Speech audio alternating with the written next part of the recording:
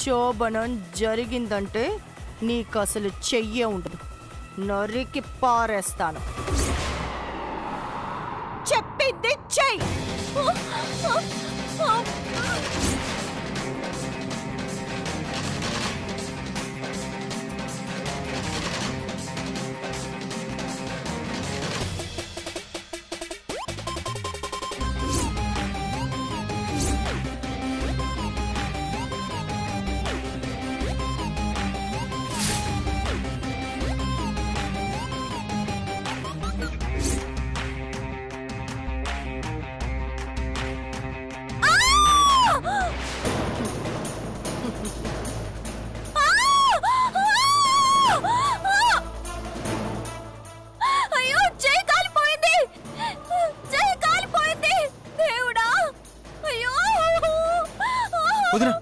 ఏమైంది వదినా?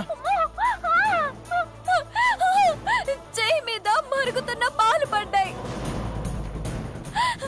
చర్మం ఊడిపోతుందేమో.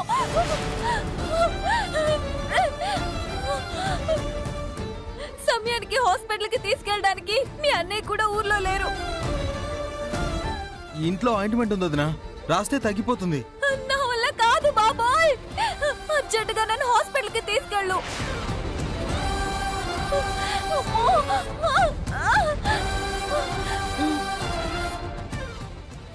సరే వదినా, హాస్పిటల్కి వెళ్దాం.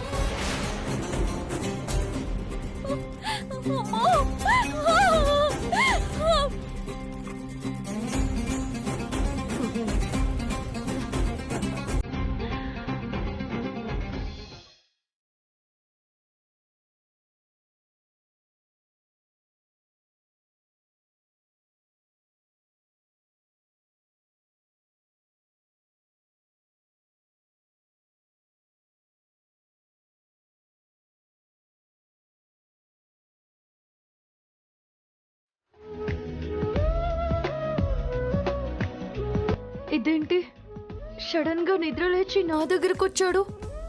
తప్పు చేస్తాడా ఏంటి?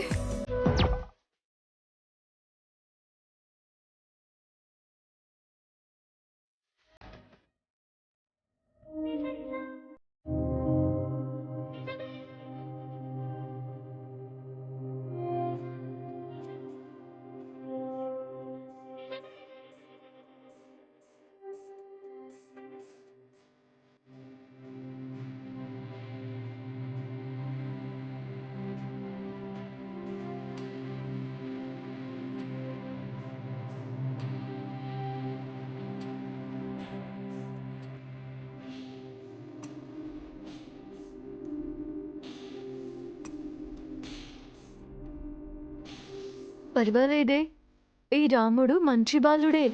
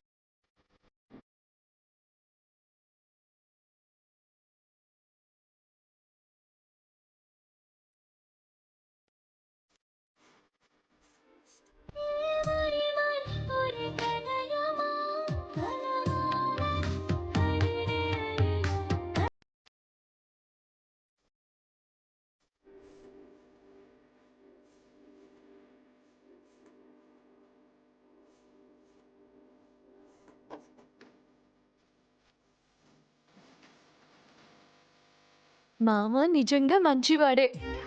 ఇతన్ని నమ్మి నేను నిశ్చింతగా నిద్రపోవచ్చు.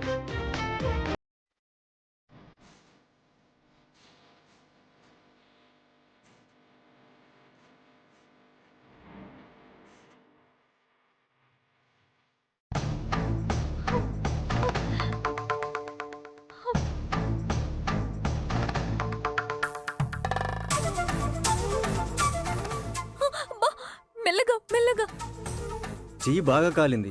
ఎలా జరిగిందమ్మా? స్టవ్ దగ్గర పాలు కాస్తున్నాను డాక్టర్ గారు. పరధ్యానంగా గిన్నె దించుతున్నాను. ఆ గిన్నె జారిపోయి పాలన్నీ చేయి మీద పడ్డాయి. వేడి పాలు పడిన చోటే చేయి కాలాలి కదా. నూనెలో సమోసా వేగినట్లు 360 డిగ్రీస్లో చేయి కాలడం ఏంటి? విచిత్రంగా ఉంది. అంటే ఏంటి డాక్టర్ మీ ఉద్దేశం? మరిగే పాలల్లో నేనే కావాలని చేపెట్టానంటారా? చచ్చా, నా ఉద్దేశం అది కాదమ్మా.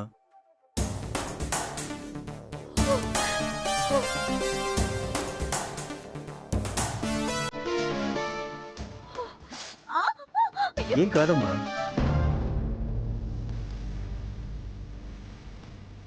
సారీ మధు. ఎందుకు? అబ్బాయి అయినా అమ్మాయి అయినా మొదటి రాత్రి అంటే ఎంతో గొప్పగా ఊహించుకుంటారా. అదీ కాక మనం ప్రేమించి పెళ్లి చేసుకున్నాం. ఫస్ట్ నైట్ మన జీవితంలో ఒక మధురమైన జ్ఞాపకంలా మిగిలిపోవాలి. కానీ అనుకోని అవాంతరాల వల్ల ప్రోగ్రాం మారిపోయింది. నిన్ను డిసప్పాయింట్ చేసినందుకు నాకు బాధగా ఉంది మధు. ఇందులో నీ తప్పే ఉంది సూర్య. సడన్గా ఇలా జరుగుతుందని ఎవరు మాత్రం అనుకుంటారు? మన పెళ్లి మీ అమ్మా నాన్నల ఇష్టంతో జరిగుంటే ఇలాంటి కార్యక్రమాలన్నీ మీ ఇంట్లో జరిగుండేవి. నీకు ఆ అదృష్టాన్ని సంతోషాన్ని దూరం చేశాను. అందుకే నిన్ను క్షమాపణ అడుగుతున్నాను. జరిగిపోయిన వాటి గురించి బాధపడడం వల్ల ప్రయోజనం ఏముంది సూర్య? ఇది మనం ఎంచుకున్న దారి. ఇబ్బందులు ఎన్ని ఎదురైనా ఓర్చుకుంటూ పోవాల్సిందే.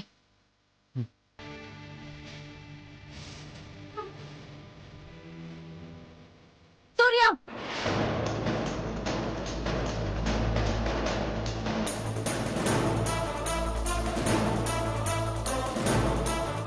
అయిపోయింది. ఇంకా బయలుదేరదామా?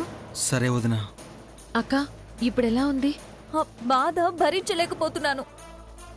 ఎంకి పెళ్లి సుబ్బి చావుకొచ్చిందని మీ శోభనం వల్ల నాకు ఈ గతి పట్టింది. సర్లే, ఎవరిననుకుని ఏం ప్రయోజనం? నా తలరాత బాలేదు. పదండి.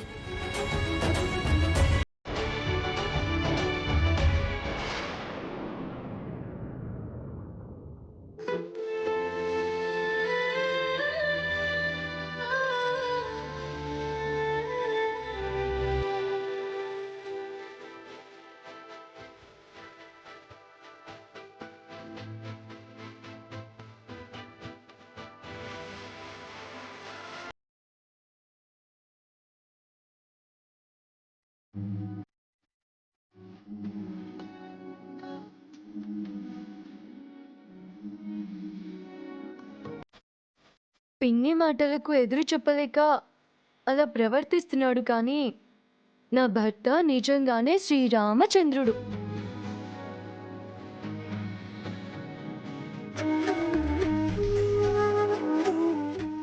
ఏంటి నా దగ్గరికి వచ్చి నిలబడింది? ఏం చేద్దామని? ఇప్పుడు గనక ఈ అమ్మాయి ఏదైనా తప్పుగా బిహేవ్ చేస్తే దీన్ని సాకుగా చూపించి ఇంట్లో నుంచి తరిమేయచ్చు.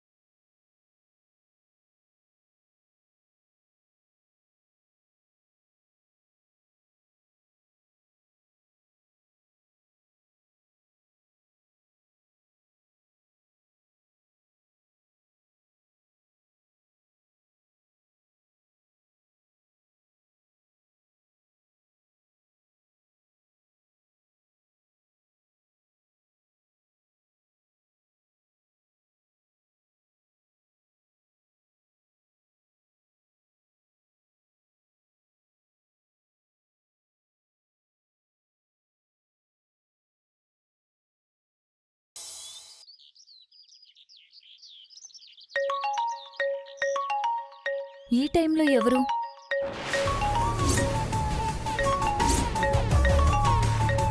మహాలక్ష్మి గారు.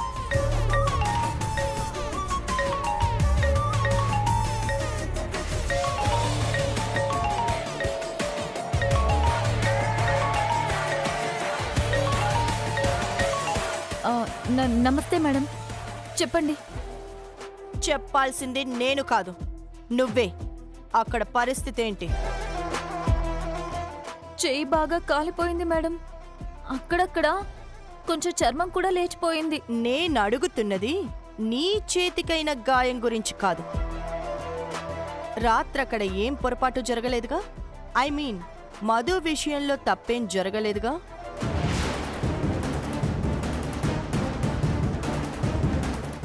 నేనుండగా అలా జరగనిస్తానా మేడం?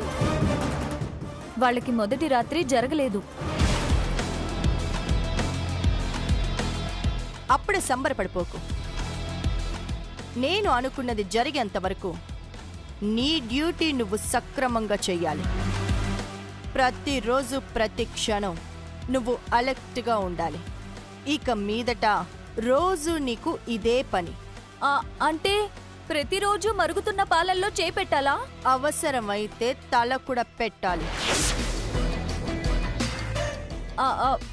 మేడం, కాలింది చెయ్యే కాబట్టి ఎలాగోలా మేనేజ్ చేసుకుంటున్నాను.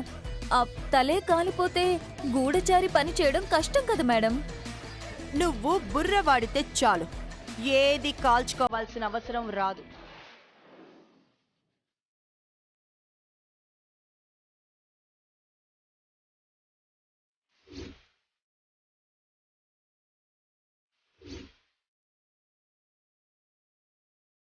సూర్య మధుమితల శోభనం ఇక ముందు కూడా జరగడానికి వీల్లేదు. మధుమిత మా ఇంటి కోడలుగా వచ్చి తీరాల్సిందే. అర్థమవుతుందా? మీరు కోరుకున్నది ఖచ్చితంగా జరుగుతుంది మేడం. మరో 30 ఏళ్లైనా వాళ్ళ శోభనం జరగదు. మీరు నిశ్చింతగా ఉండండి. మేడం, నాకు నేను కోరుకున్నది జరుగుతున్నప్పుడు నువ్వు కోరుకున్నది జరగకుండా ఎలా ఉంటుంది? కాలిన చేతికి బంగారు గాజులు పంపిస్తాను, వేసుకొని సంతోషపడు. Thank you madam, thank you. ఉంటాను. సరే మేడం.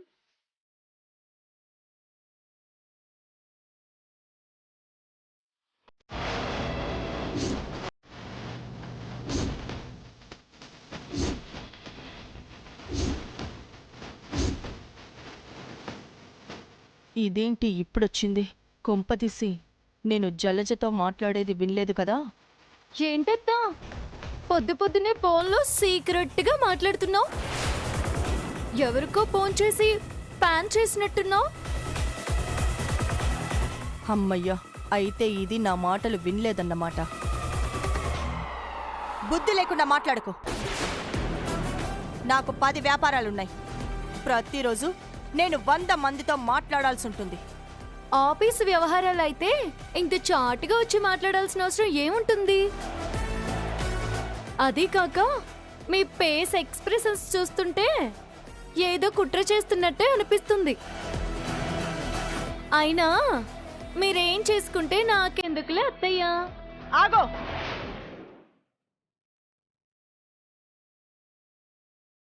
ఇంకొక్కసారి నన్ను అత్త అని పిలవకు.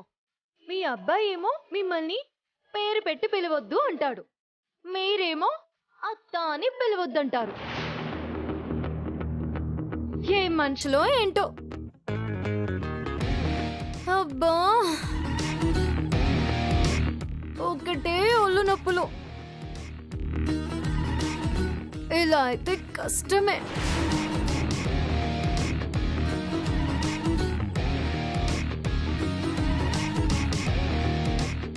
ఇదేమిటబ్బా, ఇది అదేను అబ్బా, ఇదేమిటబ్బా, ఇది అదేను అబ్బా.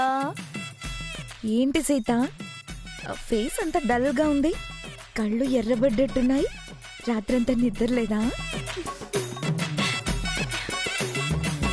నువ్వు ఇలాంటి ప్రశ్నలు అడుగుతుంటే నాకు సిగ్గుగా అనిపిస్తుంది పిన్ని. రాత్రి మీ గదిలో చాలాసేపు లైట్లు వెలుగుతున్నట్టున్నాయి. అవును, ఆయన నేను చాలాసేపు సరదాగా కబుర్లు చెప్పుకున్నాం. ఆ తర్వాత ఆయన ఆయన మంచి మంచి కథలు చెప్పారు. జోకులు చెప్పి నవ్వించారు. ఆ తర్వాత ఓ, ఆ తర్వాత ఏముంటుంది, పడుకున్నాం. పడుకోవడానికి ముందు ముందు ఏం చేశారు? జోకులు చెప్పుకొని నవ్వుకున్నాం. అబ్బా, నేను అడిగేది నువ్వు క్యాచ్ చేయట్లేదు. నవ్వుకోవడానికి పడుకోవడానికి ముందు ఏం జరిగింది? చెరువు గలాసు మంచినీళ్ళు తాగాం. సరే, పక్క పక్కనే పడుకున్నారా? నేను కింద పడుకున్నాను, అయినా పైన పడుకున్నారు.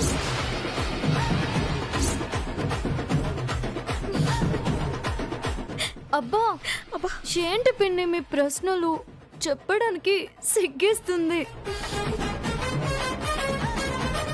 భార్యాభర్తల మధ్య ఏం జరుగుతుందో మీకు తెలీదా?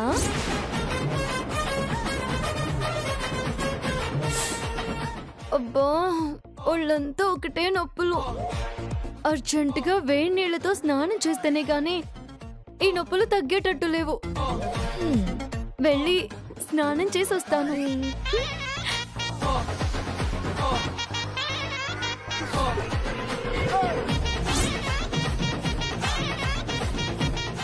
మధుమిత ధ్యాసలో పడి దీని సంగతి పూర్తిగా మర్చిపోయాను.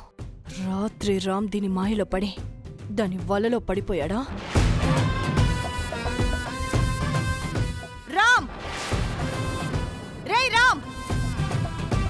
వస్తున్నాను పిన్ని. ఏంటి పిన్ని? రాత్రి ఏం జరిగింది? ఏం లేదు పిన్ని, నేను బెడ్ మీద పడుకున్నాను. సీత వెళ్ళి చాప్ మీద పడుకుంది. గ్యారెంటీనా? గ్యారెంటీ కార్డు ఇవ్వడానికి ఇదేమన్నా వస్తువా వదినా? భార్యాభర్తల బంధం. మధ్యలో నువ్వు మాట్లాడకు. నేను నీ కొడుకుని పిన్ని. ఏ రోజైనా నువ్వు గీసిన గీత దాటానా? నాకు తెలుసురా, నువ్వు పేరుకు తగ్గట్టే శ్రీరాముడివి. నీ మీద నాకు నమ్మకం ఉంది. వెళ్ళి స్నానం చెయ్యి.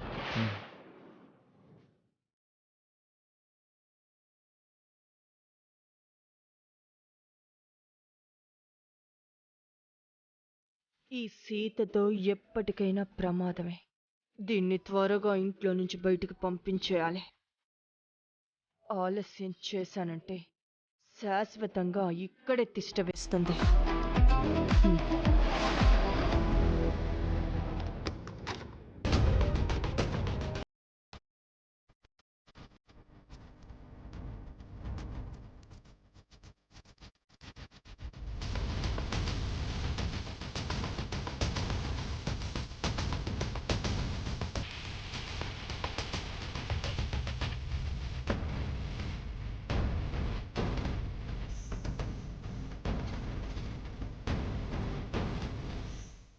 ఏమైంది ఇది? ఎక్కడ పెట్టాను?